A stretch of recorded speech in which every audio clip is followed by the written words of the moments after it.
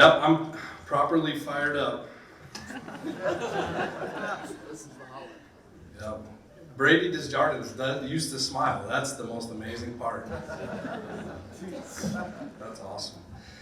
Okay, so before I start, I'm gonna read a short vignette about Jeff Scroy and basically his brother Pat approached me about 3 years ago now, and he wanted to basically keep his brother's memory alive at Niagara, because his brother played here, and he passed away all too soon from cancer, and so he said, how can I do that to make the biggest impact? And I say, well, we have this dinner every year, and I want to make sure it's a success. So they decided to sponsor it every year.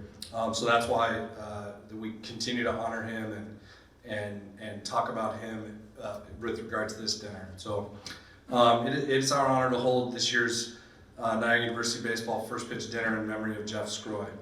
Scroy graduated from West Seneca East in 1988 and walked onto the baseball team at Lemoyne before finishing his collegiate career at Niagara.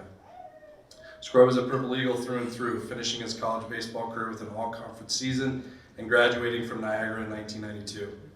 For 20 years, Scroy was a player and coach for West Seneca in the Muni League and spent 9 years as assistant baseball coach at St. Francis High School. The baseball field at St. Francis was renamed Jeffrey Scroy Memorial Field and was dedicated in 2017. Scroy was a leader in the community and was always giving back to others. He was a board member of the Boys and Girls Club of Orchard Park, as well as spending time volunteering with the First Tee program and Brian Moorman's Punt Foundation. Along with his late father, Joseph, Scroy founded Scroy Financial, a company that continues to carry on his legacy as active members of the community. The Jeffrey Scroy, Michael Scroy Foundation also carries on the good work that Scroy did for the community since its inception in 2016. It has raised over $250,000 to support some of his most cherished interests in the community. However, Scroy's impact on everyone he met in baseball is best described by an article written and published in the Buffalo News after his passing. He had 3 siblings while growing up in West Seneca, but he wasn't just their brother. He was everybody's brother. He was a communal treasure, an oversized man whose infectious, fun-loving personality revealed a little boy's soul. Scroy was shared because he was so willing to give. He greeted people by hugging them, drawing them closer to his heart, rather than simply shaking hands. It's an example of how he operated. If compassion and selflessness were transported through osmosis, the world he left on February 3rd, 2016 would be a better place. So let's give him a round of applause.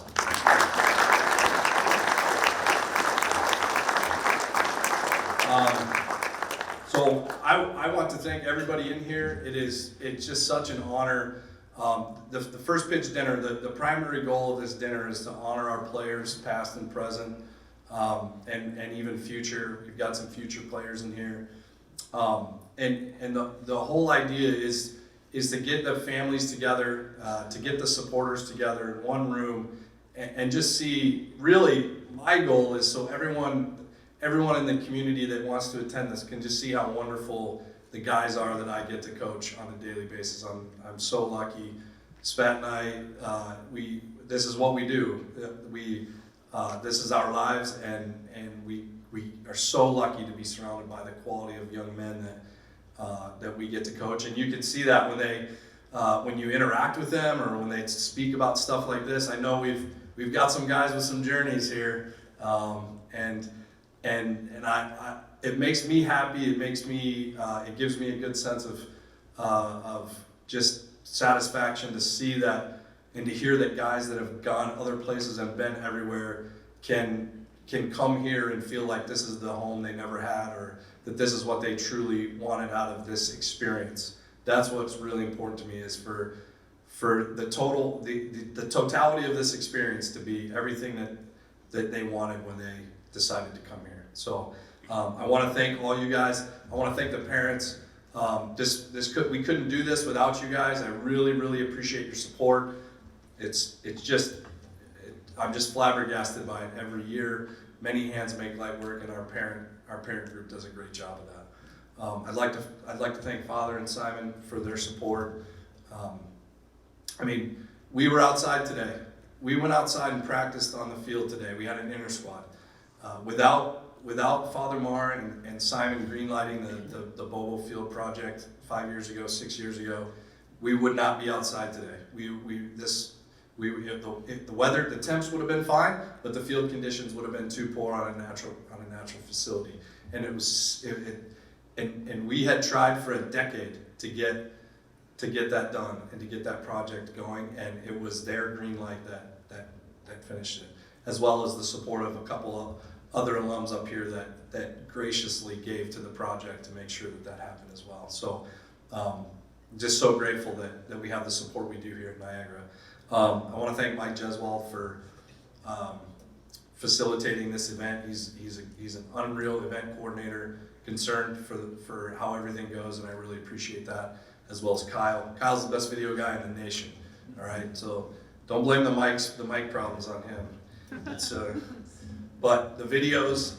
So this guy right here, all you parents that get to watch from a distance, that get we have the best live feeds and the best ESPN broadcast of almost anyone we play on a yearly basis, to the point where it actually rattles me when we go to some place like George Mason and they just have a live feed on a link on there, and the camera's shaking, and you're in the A10, so you got to figure it out. But they don't have a video guy like we have, so I really appreciate the work. And then Dan Rickiel, our SID, providing assistance on the information and the background on things, and just keeping, he as an SID has a ton of enthusiasm for his job. And there's nothing better than being around people, surrounded by people that have enthusiasm for what they do. It makes everyone feel better about it. So I get to brag a little bit about these guys, and I'll be quick because everyone wants to hear Wynton. So our grades, good grades, guys. So spring of 23, 3.502 GPA as a team.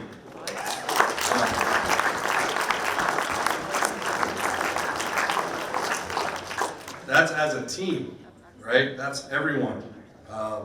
Usually our GPAs in the spring are higher, which they were this year. But in the fall of 2023, we had a 3.3 GPA. So this fall we had a 3.3, which is all right, but it'll go back up, right, guys? I always call out the 4.0 guys, and let me tell you, there's a lot of grad school guys on this list, so that makes a lot of sense. But 4.0s, Marcus Cashman.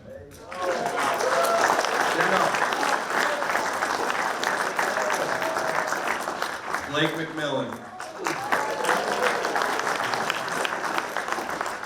Nate Milk. Nate also got a 4.0 in the spring. Noah Richardson. Hey, you've had enough semesters of practice, you should be getting 4.0s. And Gavin Schrader.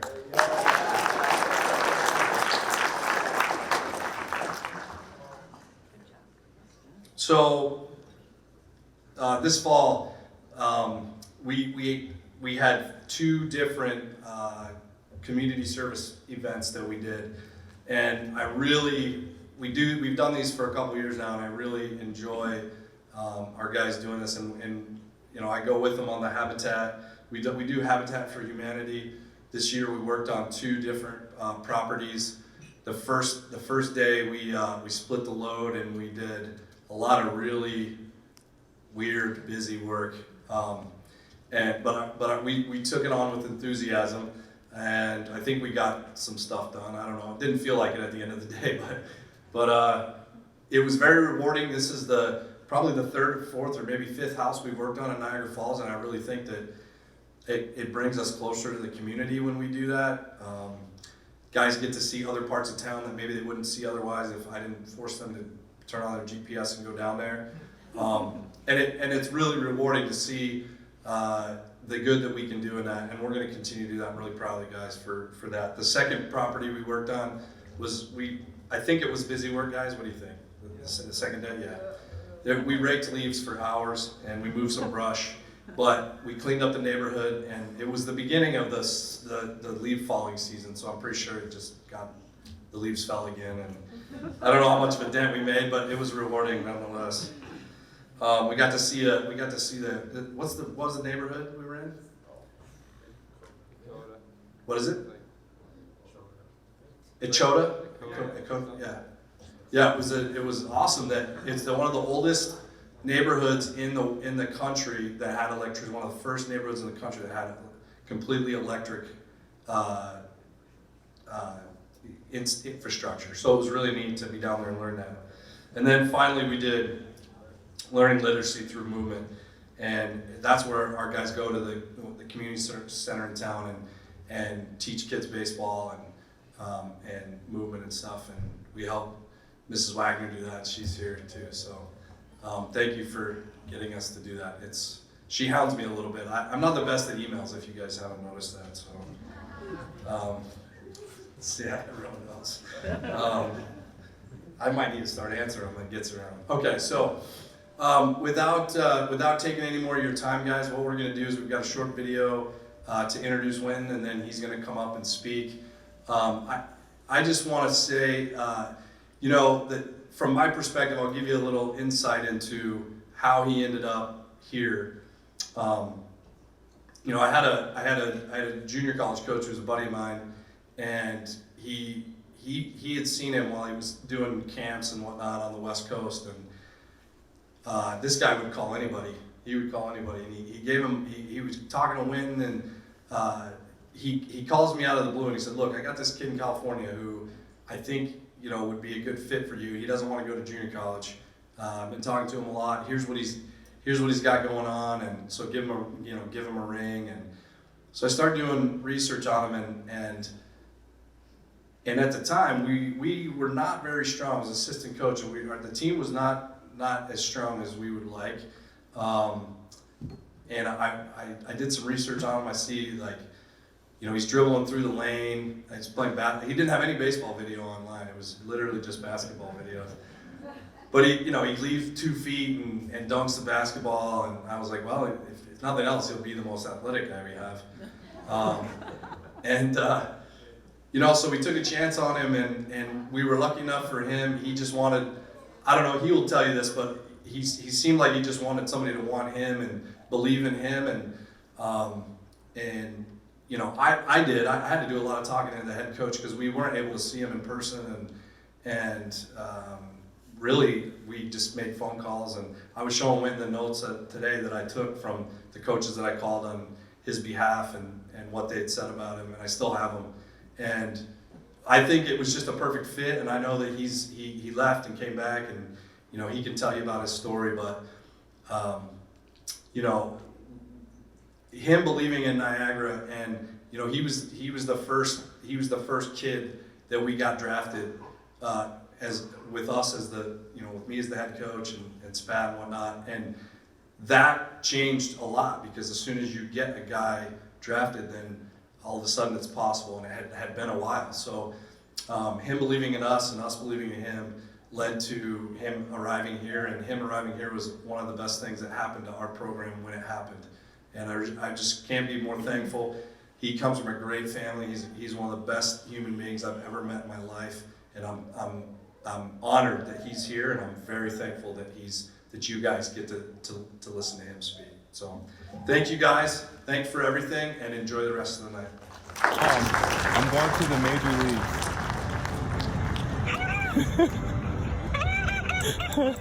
I'm going, Mama. I'm going, Mom. I promise. I promise, Mom. I'm going. Come on. I gotta figure out all the logistics in a second. They just told me just now. I did it, Mommy. I did it, Mom.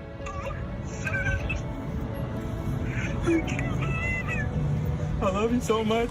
Thank you for everything, Mom. Thank you. Thank you for supporting me. I couldn't do this without you. Here's the 2-1. Tap toward third, and Bernard is sick. Oh, first. I thought he beat it. Yeah, they're going to check Either way, Hilliard's at third. The crowd, for several reasons, is arguing for Buddy vociferously. After review, the call on the field is overturned. The runner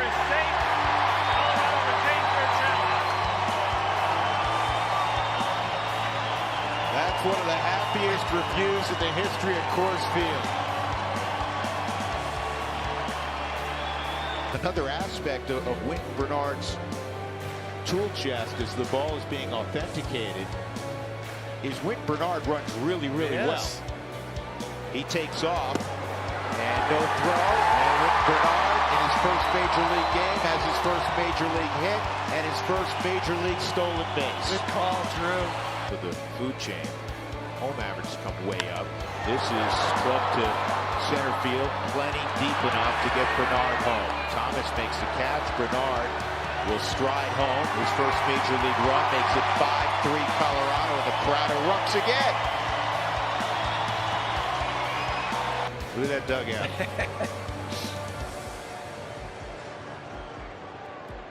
Love it.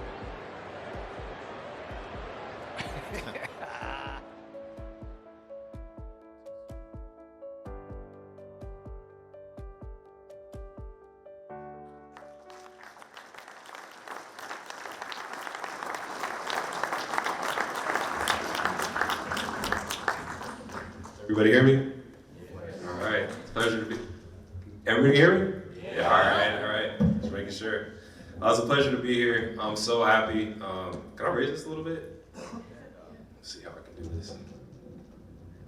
Amen. All right. I'll test it out. Yeah, it's such a pleasure to be here.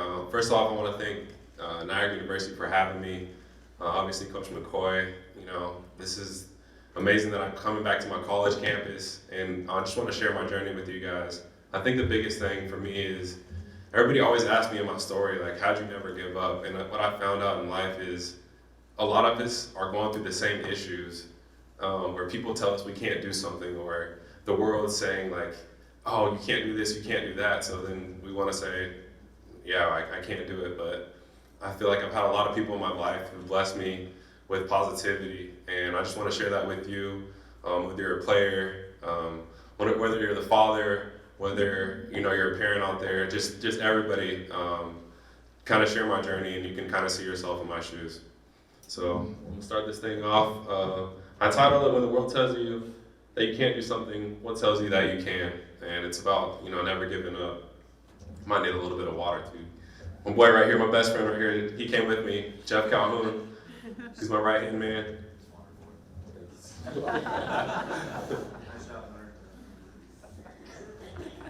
good.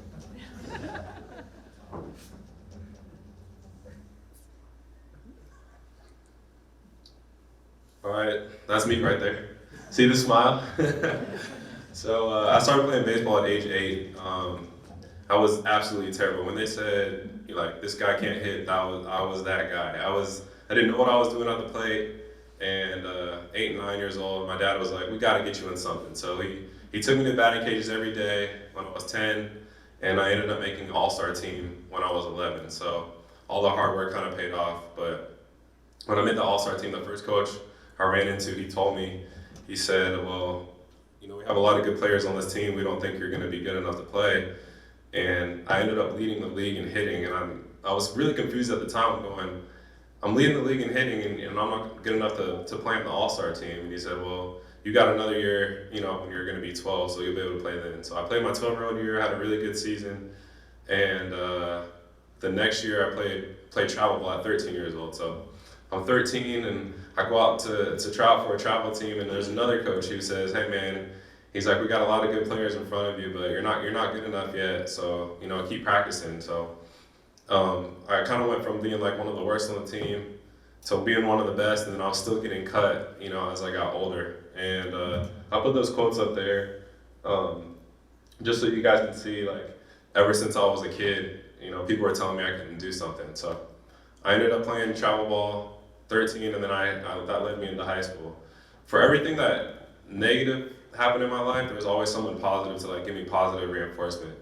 And I give a big shout out to my brother Walter and his teammate Jonathan Burroughs. So Walter played at University of New Mexico with Jonathan, and they told me at a young age, and they would always say, if you think positive, positive things will happen, and if you think negative, negative things will happen. And so I've kind of carried that mentality my whole life. I've had people tell me, why are you so overly positive? But I just try to to flip the situation, to turn everything from a negative into a positive no matter what happens to me.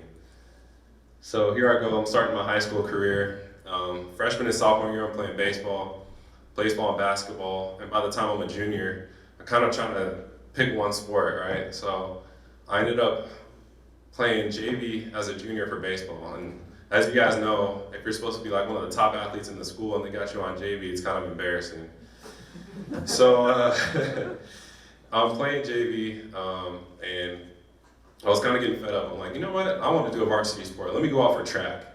Maybe the coach will see me how good I am at track, and maybe that'll put a little fire in his behind. And so I go out for track one day, and I get first in the long jump.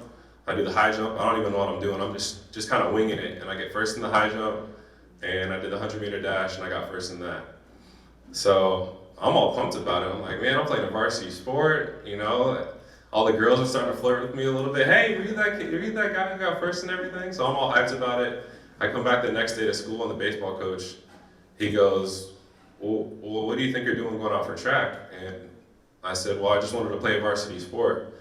Then he goes, what's your goal here? Like, what do you want to accomplish? And I said, I want to get a Division I scholarship. He goes, Division I scholarship? He's like, you can't even start for me. You're still on JV.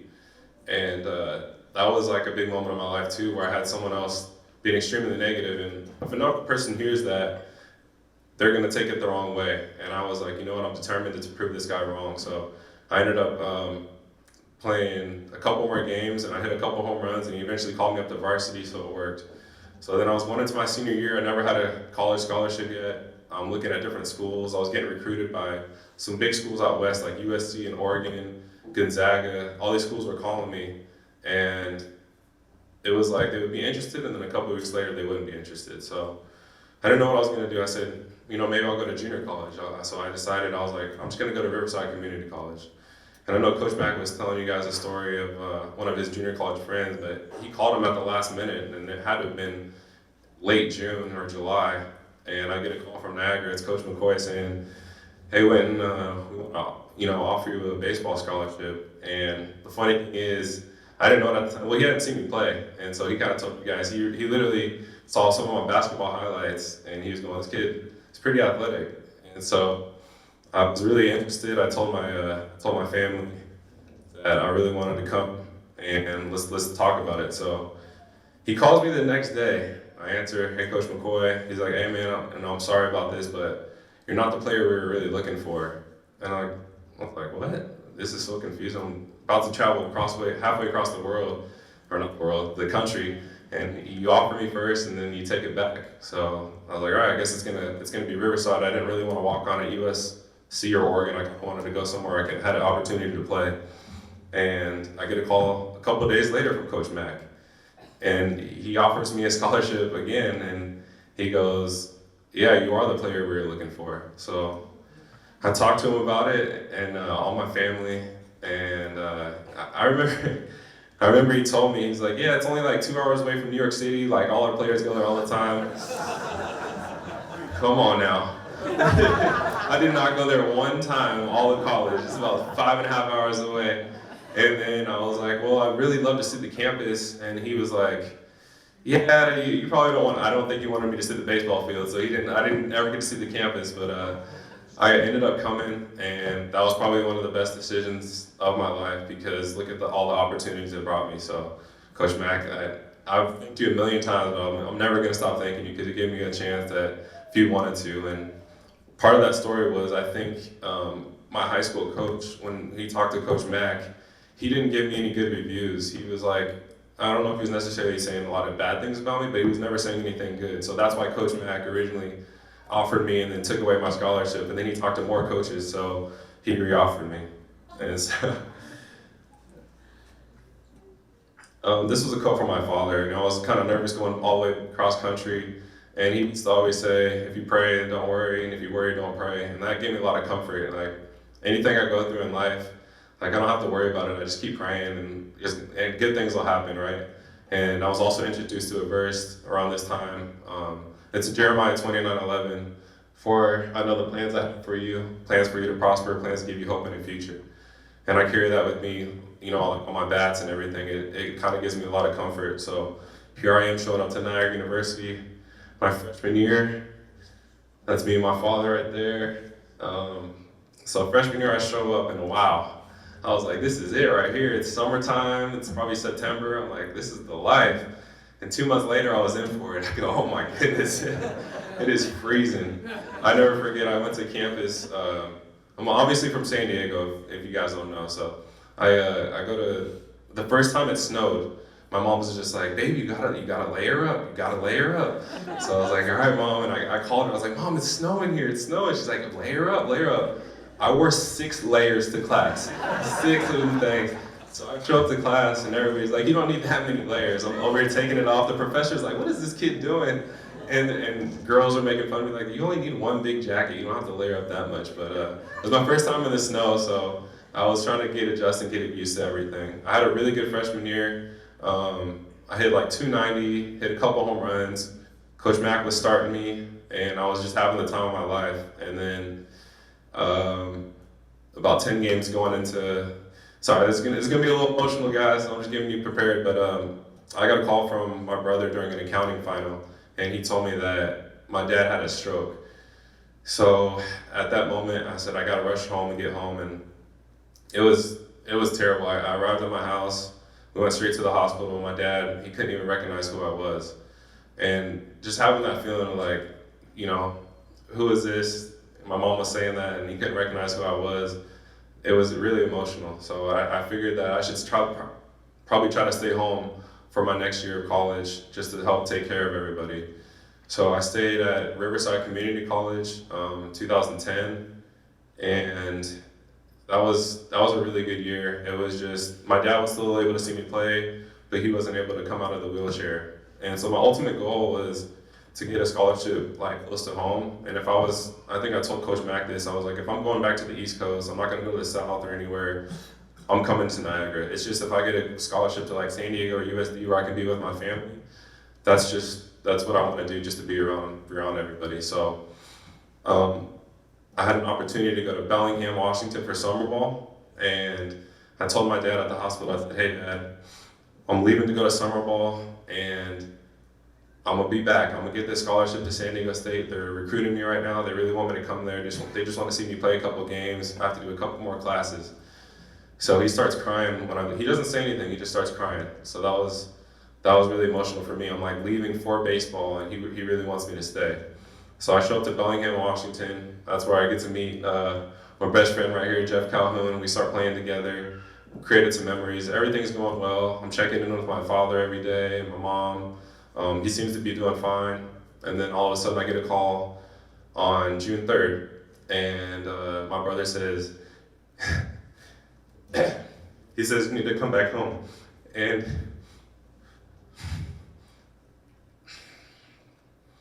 I'm driving to Sacramento, California, and give me 1 second, I got this. Thank you. It's hard, it's just visualizing the moment, and when I speak it, I'm visualizing everything that's going on. But I drive to Sacramento, I fly to San Diego, and then my brother picks me up from the airport, and I miss my dad by 30 minutes. He's holding my mom, and I was freaking out.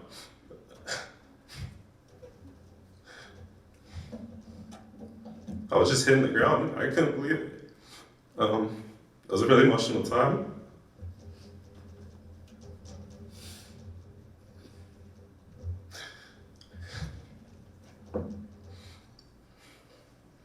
And I was really mad at baseball. I said, I'm giving it my all for baseball, and this is how you're gonna do me. So I decided that I needed to keep pushing on. And I knew that was what my dad wanted me to do. I didn't know where to go from here. I didn't know if I should go to San Diego State, if I should go back to Niagara, but Coach McCoy supported me the whole time. He was checking in on me every day, seeing how I was doing. He said, I want you to come back. And so I ultimately decided to come back.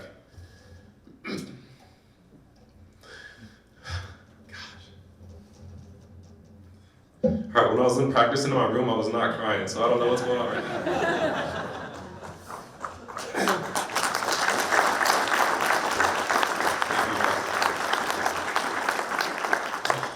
So Coach Mack told me, he just said, you know, God will never give you something that you can't handle. And that quote still to this day. I mean, we all go through something in life, and a lot of stuff is personal, right?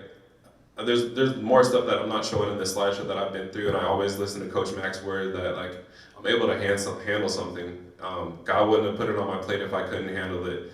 And that meant a lot. And going back to Niagara University, I came back for my junior year. But obviously it was really hard.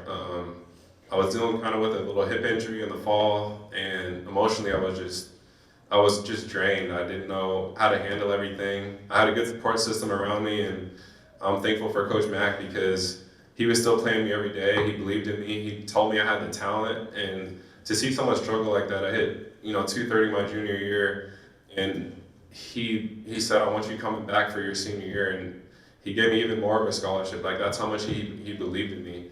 And just for someone to have someone like that in your life who like really truly believes in you, that gives you all the confidence in the world. So I returned my senior season. I had a really good junior summer in the California Collegiate League. Kind of put myself back on track. I met a hitting coach back home. He got me in the right direction, got my hitting right, and I showed up my senior season, started working hard, and 3 games left into the season, I broke my hamate bone. So I break my hamate bone. All the scouts who were kind of recruiting me were looking at me. They're like, well, we're not going to draft you now, you're hurt. And I'm like, it's only a 6-week recovery. So the Padres were the only team that said, we want to keep you, or we like what we see. So I went to a pre-draft workout with them. I'll never forget, I was running on the line, and I tripped, and I ran a 6.4. And that's, for a 60 time, like a good time, it would be like a 6.7. So I run a 6.4, and I tell the guy, hey, can I run again? Because I tripped. He's like, you're fine. He's like, you're fine. And so a couple weeks later, I got a text from Jaron Madison. He was a Padres farm director, and he said, we're going to draft you in this next round. Obviously, day 1, I didn't get drafted. Day 2, I'm just staring at the draft, looking through, like, is it going to happen? Is it going to happen? And then day 3, that's when he texted me and said, we're going to draft you to this next round. And 35th round pick out of Niagara University, Wynton Bernard. I was just, everything I've been up to that point, it was just surreal. I was like, this is it. I'm getting to play professional baseball.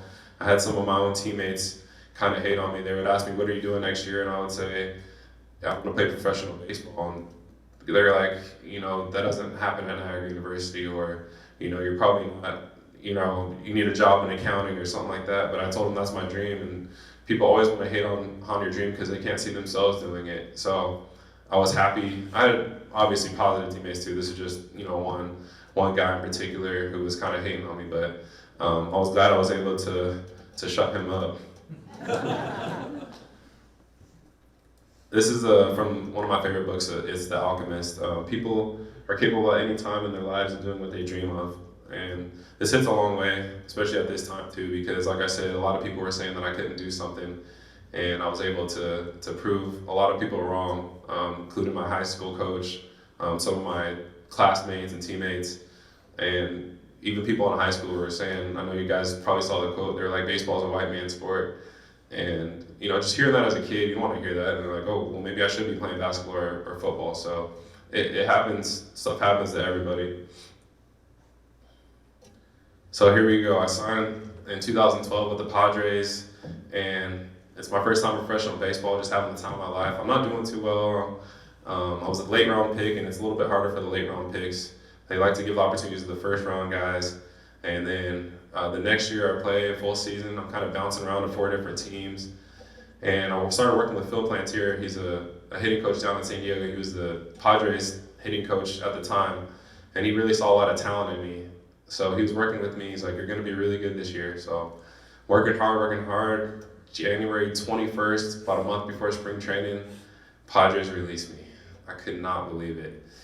So Padres released me. I'm like, what am I going to do? I don't have that many stats to go off. I start looking up open tryouts online. Found one from the Dodgers. So I fly out to Arizona, go to the Dodgers tryout. They're like, hey, you're a little older than we thought. You're good, but sorry, we have no room. So I found one in Lakeland, Florida. It's going to be like a $800 trip. And at the time, I'm a senior sign, so I don't have that much. I didn't really get a signing bonus. Excuse me. I didn't get a signing bonus or anything. I don't have that much money. I'm trying to grind for everything I have. And I ended up going to Lakeland, Florida for an open tryout. Now at these tryout camps, there's about 120 people down there, and they usually sign one pitcher, and the pitchers got to be a guy throwing 100 miles an hour. They don't really sign position players. So I get there, nerves are going. I get out of the car, and this guy, random guy, his name's Benny Castillo, he just comes up to me and he goes, "I don't know who you are, but I can look in your eyes and you're going to get signed today." I'm like, "This guy an angel? Who is the God? What you saying?" So he says, "You're going to get signed today." He's like, "I don't know who you are." And I go, "All right, well." And then I start getting in the zone. I start playing. I have the Tiger in my car. I'm ready to go. So the first thing we do is throw from the outfield. And I didn't have the best arm before, and it was like every single one of my throws were on the money. I was like, "What is this?" Then I start taking BP. I'm hitting balls off the center field wall over the fence, and they're cutting guys every single time we go. So the first time they cut 50 guys, then they cut another 40 guys. Then we do another round of BP, and there's about 20 of us left, and they keep 4 of us. "Hey, you guys hit one more time." Now it's down to just me and one other guy. They're like, "All right, well, we want you guys to run the 60-yard dash." So it's me and another guy. They're like, "We're going to say ready, set, go on a stopwatch." We run, I beat them. I run a 6.4. Do it again, I run a 6.4.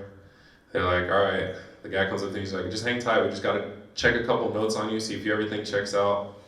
So I go to my car, start praying. I talk to my brother Walter. He just stay positive. God's got you no matter what.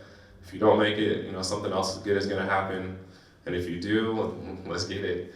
And so about 30 minutes went by. The farm director calls me. He says, "Hey," he's like, "when one door closes, another one opens." So I signed with the Detroit Tigers. And at that time, I was like, "Man, I can't believe this. You can't make this stuff up." There was 120 guys at this camp, and I signed. So that year, they were like, "There's no guarantees. You're probably not going to play that much, but you're with us." Well, I was supposed to be the 4th or 5th outfielder. The first game of the season, the starting center fielder gets hurt, so I get my opportunity. And I play every day the rest of the year, and I ended up winning the Midwest League MVP. I won the batting title, and after the season, the Tigers put me on the 40-man roster. So it was like all in a year's time, I went from a release, basically not even knowing what I was going to do, to being put on the 40-man roster with the Detroit Tigers. There was a lot of people who were saying, like you can see in the bottom, he's just an organizational filler. That basically just means that he's not here as like a prospect or anything. He's just to fill out the rosters, and he'll never be able to hit at any level. One of the farm directors actually told my best friend that, and he came back and told me, and I ended up winning the batting title that same year. And this was one of my friends who said this, but I've actually had a lot of people in my life kind of tell me you should just go on to something else and find a real job. For some reason, I consider baseball a real job. I'm like, I make money off this. What are you talking about? So this is from Phil Plantier, right around the same time where I made the 40-man roster. He said, "I know because of his work ethic, his character, his aptitude, that whatever his potential is, he's a guy who's going to find it." And that really meant a lot to me too, because this is kind of what I was always thinking in my head. Like, I'm going to fulfill my potential. And so for him to say that and believe in me too, that gave me an extra level of confidence. Like I said, he was the major league batting coach for the Padres, and he's working with a guy who's at the lowest in the minor leagues. He could have been spending time with all the major league players, but he went out of his way to help me out. So here we go. I signed I was with the Tigers in 15, and I was really hoping I was going to get called up. I hit 340 stolen bases.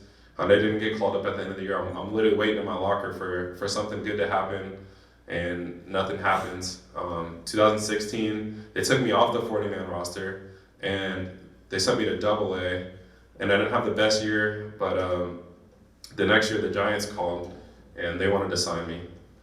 In between, I went to winter ball a couple times, Venezuela, Dominican, Australia. But in 17, my best friend got called up. He wasn't playing that much, and we were always talking to each other like, it's going to happen this year, it's going to happen this year. And didn't get called up with the Giants. The next year, it was 2018. I signed with the Cubs, and at the end of the year, the AA manager goes, "Hey, I need you to be running every day. The front office here, they really want you to come up and pinch run in the major leagues in September. Like, we need that extra guy." So I'm working my butt off every single day, just trying to get good reads, stealing bases. I'm stealing a whole bunch of bases. They ended up signing another guy right the day before September call-up, so it wasn't me. Then 2019, I signed back with the Cubs, and they ended up releasing me in July. So then I go to independent ball, and independent ball is kind of like the wild, wild west sometimes. You never know what's really going to happen. It's really hard to get out. And a lot of people were saying like I should just quit once I got to independent ball, but I really believed in myself, and I figured that God had a plan. Like, there's a reason I kept. What kind of kept me going too was I kept getting better, and I saw other people. I'm like, I can do what they're doing, and that's what keeps me going now. I'm like, I can do exactly what they're doing. So in 2020 during COVID, I got cut. I'm sorry, I went back to independent ball, and then in 21, Phil Plantier, he has me out at Westview High School in San Diego. It's me and Connor Joe. And he tells Bud Black, he's the manager of the Rockies, he said, hey, I want you to come see this kid. Like, we've been working for a couple years now, and I think he's kind of getting slept on. You just need to come see him. Just tell me what you think. So Phil's throwing me BP on the field.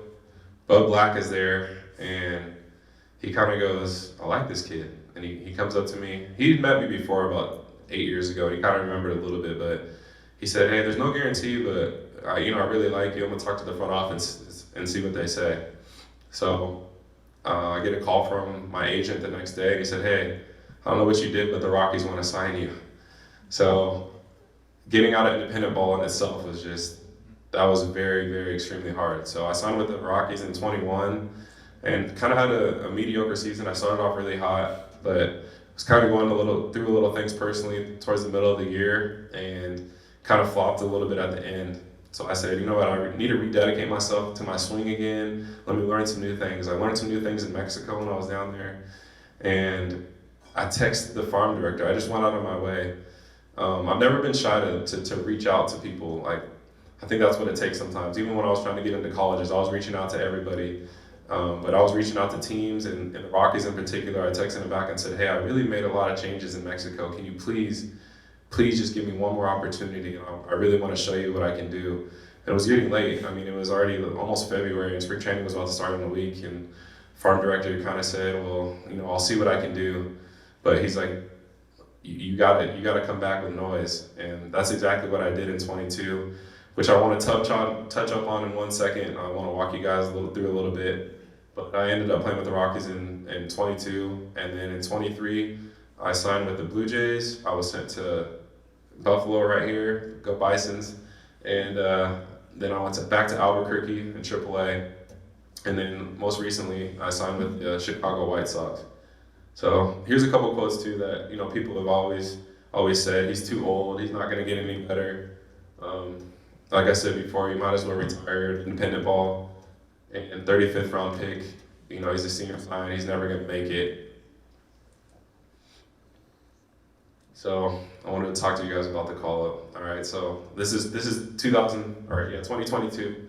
I was having a great year. Like I said, the Rockies farm director told me, he's like, you got to come in with some noise, because if not, we're going to let you go. And that's exactly what I did. I had a really, really good spring training, and it was the month of April. I was starting maybe 2 games a week, and the manager said, if you start playing better, I'll let you play some more. So I was hitting 500 in April, and then the May came along. I'm just still doing really well. I'm hitting 300 in May. The next month comes, June comes, I'm hitting 400. I'm just off the charts. I'm hitting more home runs than I ever hit before. August comes along, and people are kind of in my ear like, why haven't they called you up? Why haven't they called you up yet? And I'm still focused on what I'm doing. I'm trying not to listen to the noise. So August 11th comes around.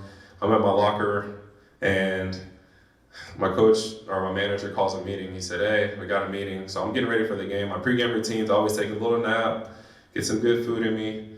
And I was kind of annoyed that he was calling this meeting right now because it's interrupted my nap time.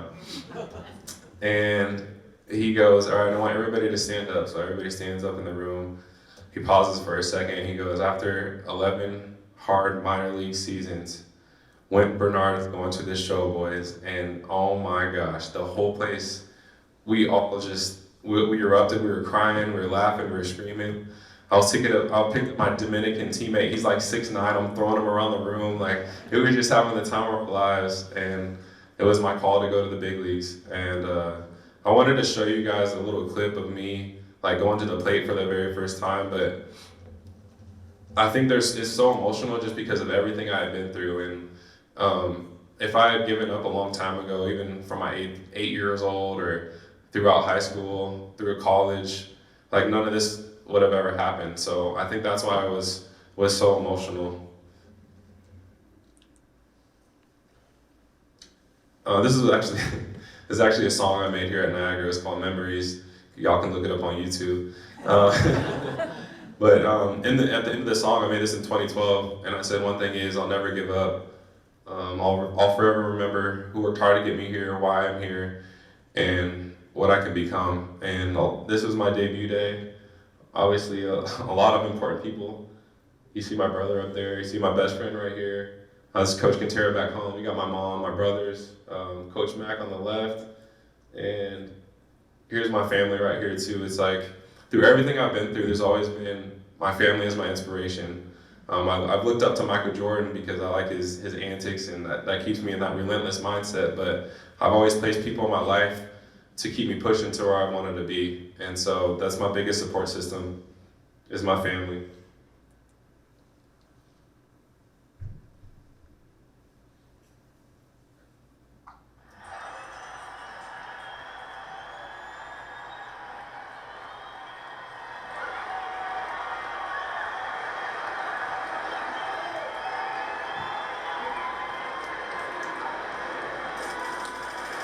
Yeah, I should have hit that. But that was my first time coming up to the plate. And I mean, I'm in front of 40,000, 50,000 fans at Coors Field. The lights are bright, and everybody's like, "Did you get nervous? Like, what was the experience like?" And I'm like, I was so confident in myself. It was just the best feeling in the world. But I ended up getting out this at bat, and everybody started clapping for me and cheering for me. And that was amazing. It was just like everything I'd ever dreamed of. It felt surreal the whole time I was up. People were like, "Well, like, what was it like? What was it like?" And then there's no way to even explain it. It was like I was in a dream the whole time. So I just wanted to share that moment with you. I know I didn't get a hit on my first swing, but if you can hear the crowd noise and just imagine that feeling of going up to the plate for the first time. And people always ask me like, "Well, did you think about like not making it, or did you?" And it was never that really thought for me. Like I said, I think my brother did a really good job of saying, just be positive, be positive. So I always had on my head on like what I'm doing at this moment, and everything is going to work out. I just kept pushing. I never really had the thought of not making it. I was determined that I was going to.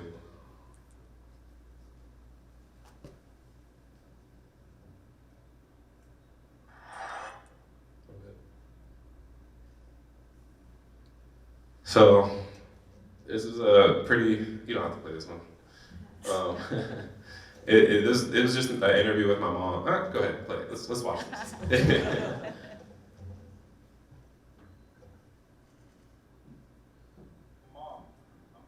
Mom, I'm going to the major leagues.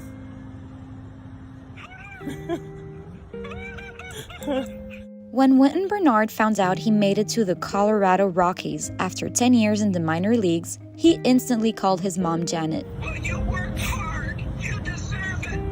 When I got to call her on the phone for that first time, she absolutely had to be the first one, because she's been there for me every single step of the way. She's seen all the struggles I've been through, all the hard times, losing my father. So to give my mom that news that I was making it to the majors after all this time was the greatest feeling in the world. Well, when I got the call, I was in total shock because I didn't see it coming, and then I just started crying. I had kind of resigned myself to the fact that Wynton was going to be a career minor leaguer. It just happened for him, and so it made everything else that has happened to him, it kind of put it in the back seat. At 31 years old, he wondered if his time at the top had passed him. It started in high school in terms of his struggle with a coach that didn't believe in him. And when he went to him and said, I want to play college baseball, and the coach replies, "You can't even play high school baseball." And Wynton steadfastly has always kept his faith that he was going to do it. It wasn't all, cherries and roses. It was definitely some hard times where, I've been released a couple times, but I picked myself up and kept working hard. People always told me that they didn't think I would make it, and I didn't listen to them. I just kept envisioning my dream and eventually reaching it. Remembering how his mom cared for his late father when he was sick gives him the strength to move forward. When times would get hard in my workouts or when I was struggling on the baseball field, when I felt like life was really hard for me, I would use my mom's strength, and then that would help me play better and help me continue to grind. And that's why this story is such a triumph. It's such a victory, because it's like goodness will prevail when your heart is right and you really want something and you persevere. Wynton says he was going through his pregame routine when his manager made the announcement that would change his life forever. He goes, "Boys, after 11 hard minor league seasons, Wynton Bernard's headed to the show." And the whole locker room just erupted. Everybody was clapping. We were all crying together. I was over there beating my chest. I was picking my teammates up. Everybody was hugging me. There's been a million people in my life who told me, "You're never gonna make it," or "Why are you still playing baseball? Like, you should move on to something else." And imagine if I had listened to them, I would have never fulfilled my dream. It was an emotional day for Wynton, followed by an emotional phone call for his mom that captured the hearts of millions. You give me a lot of inspiration, Mom. I promise I'm gonna keep working just as hard. I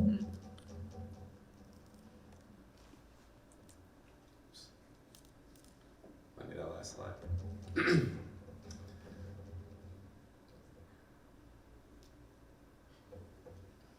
There we go. So this is one of my favorite quotes from Tim Grover. He writes the book Relentless. It's being the best means engineering your life so you never stop until you get what you want. And then when you keep going until you get what's next, then you go for even more. So I've obviously fulfilled my dream of making it to the major leagues, but I say sky's the limit. Why not be a major league all-star? And I'm just keep pushing forward. I signed with the Chicago White Sox this offseason, so I'm really looking forward to this next season. I've been working hard in the gym, in the weight room, batting cages, fielding, everything, just trying to get better. And so the journey continues. And once again, I want to thank everybody for having me out here. Thank you, Coach McCoy, again, for giving me the chance of a lifetime, because I would have never been able to do this without you. And so from the bottom of my heart, I really want to say thank you. And to all the players, look at the guys around you and play for them. You never know what's going to happen out in life. And to everybody else in this room, it's the same thing. It doesn't matter if you're 9 years old, if you're 5 years old. There's going to be people in your life who tell you can't do something. And it's never too late to do whatever you want to do. You have to stop listening to other people and use the positive signs in life that tell you that you can. So it's been a pleasure talking up here. Thank you guys for listening to my journey. Sorry I got a little emotional, but I'm glad you guys stayed around and listened for me. Thank you.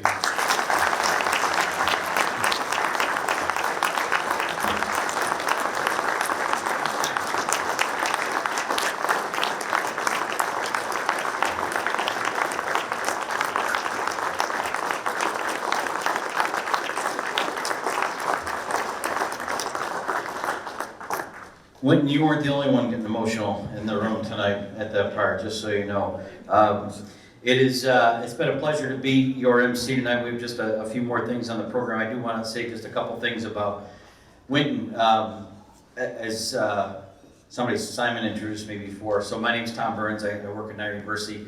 I also do some work for the Buffalo Bison. So for a number of games last year, I got to say from the press box, now batting, this center fielder, number 36, Wynton Bernard.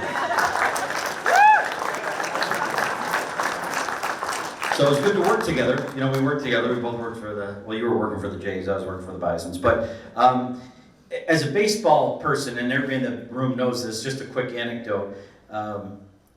There's all these new stats, and you guys, all the wars and all the blah, blah, blah. But baseball people, there's still just the basic ones, right? There's the ERA and your wins and losses, strikeouts versus walks. And for batters, it's average, RBI, home runs.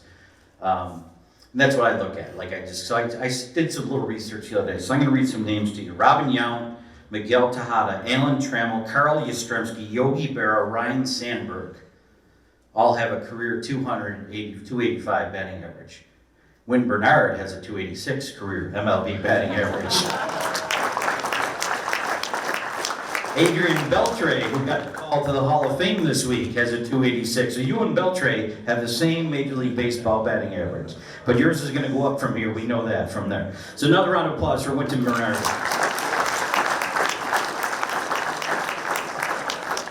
Just a few other people I want to introduce. Some you've heard their names or heard from them tonight, but at the head table, once again, how about a round of applause for Father Joe Hubbard, our screaming blessing giver. Next to him, one of the great Niagara University baseball alums and supporters, Ed Warnicki. Ed, thanks for being with us. I'm going to skip one spot and jump over to John Rumschick, another baseball alum for the Purple Eagles and a former member of our Board of Trustees. John, thanks for being with us tonight. You heard from Simon Gray, our Associate Vice President for Athletics already, so another round of applause for Simon. There'll be a discussion later because a couple times Wynton called Jeff Calhoun his best friend, but then he talked about his other best friend, so now they got to figure that out. But Jeff will be working with the Houston Astros organization this year. Jeff Calhoun, ladies and gentlemen. And the university Niagara University. You've heard so many positive things tonight about the university, about the people there. You've heard it from the seniors who are leaving talking about the university. You hear it across campus, you hear it in the community. It is in an unbelievably challenging time in higher education. Niagara University continues to be the beacon in our community and across the state as how universities should be run. And that comes from the leadership of the university. It is my pleasure to introduce the 26th president of Niagara University, the Reverend James J. Marr.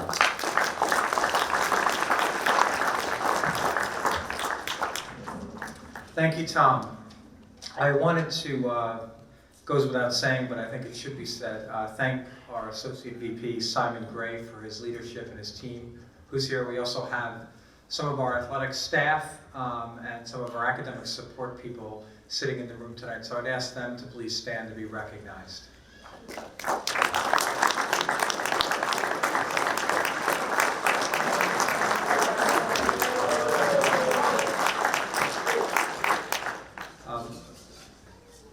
You heard it from really Coach McCoy and his excellent leadership. The three legs of the stool for student athletes around excellence. Academic excellence, excellence in competition, and excellence in serving the community. And so I thank Coach, I thank Simon, I thank all in the athletic department, not only for our baseball team, but the incredible work that our student athletes do and how they represent our university community and how they represent you, your families. It's really extraordinary. And many of them are not only exemplary student athletes, they're scholar athletes, and you heard that tonight. So we thank them, we thank our baseball team, and I thank the families, because it's your work that led these young men to become who they are and the excellence that they pursue in life. So please give a round of applause to our families who are here tonight.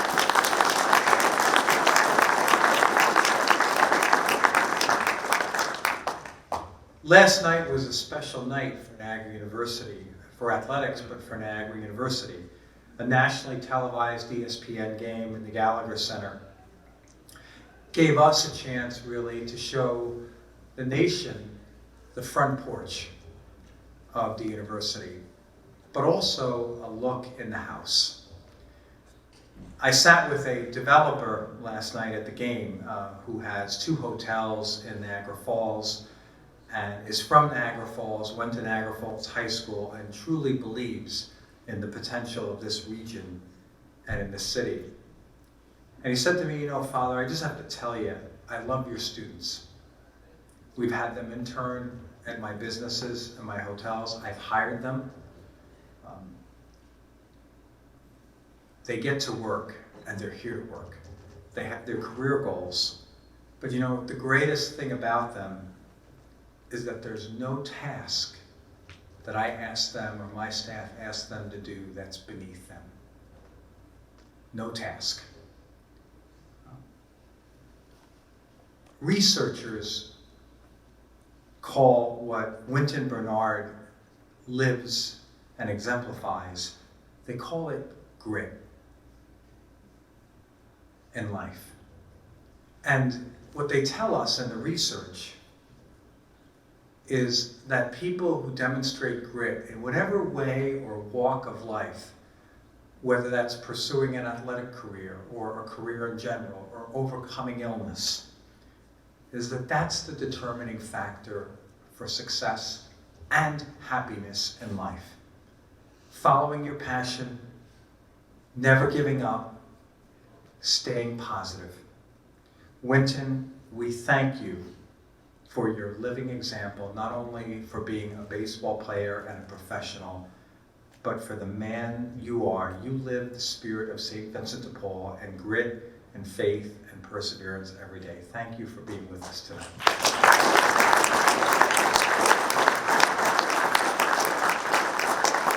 He is not only, Wynton, you are not only an example for our student athletes, but for our entire student body. You keep your eyes on the prize, no task is beneath you, and you demonstrate incredible grit and resilience and are a living example. That's the great gift for tonight that we take forward. It's a wonderful way for you guys to begin your season.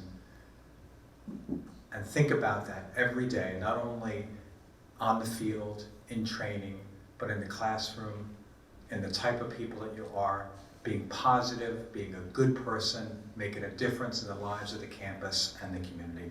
And that's what makes us incredibly proud of you. So what I say to you is, as I pledge as president and with our alumni, that we will do everything we can to give you the tools to be successful in the classroom, in competition, and in life. Thank you for being with us tonight, and God bless you.